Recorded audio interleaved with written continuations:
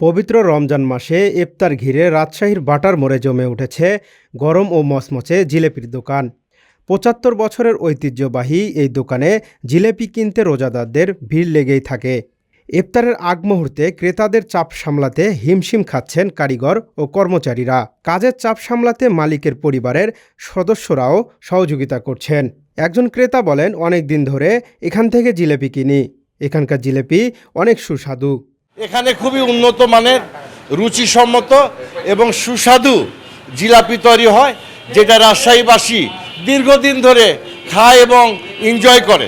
ইফতার মাসেও আমরা প্রতিনিয়ত ভাইয়ের দোকান থেকে জিলাপি নিয়ে যাচ্ছি এবং উনি যে লাচ্ছা সামাই করেন সেটারও গুণগত মান খুবই ভালো।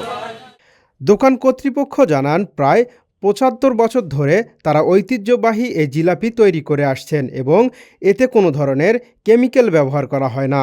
রমজানে চাহিদা আরও বেড়ে যায়। আমরা যে পদ্ধতিতে বা যে সিস্টেমে এটা করি ওটা মোটামুটি কোনো রকম কেমিক্যাল ব্যবহার করি না, আর খামির পদ্ধতিতে করি, তো ওই জন্য আল্লাহর রহমতে সবাই গ্রহণ করে এই জিনিসটাকে। এটা ৭৫ বছর প্লাস হয়ে গেছে মোটামুটি এরকম। আর না, আল্লাহর রহমতে রোজার মাসে আল্লাহর রহমতে ভালো একটা সাড়া পায়। দীর্ঘদিন ধরে সুনাম ও স্বাদের কারণে রমজান এলেই বাটার মোড়ের এই জিলাপি হয়ে ওঠে রাজশাহীতে রোজদারদের কাছে ইফতারের অন্যতম আকর্ষণ। জাকারিয়া আল ফয়সাল, ডেইলি সিটিজেন ভয়েস।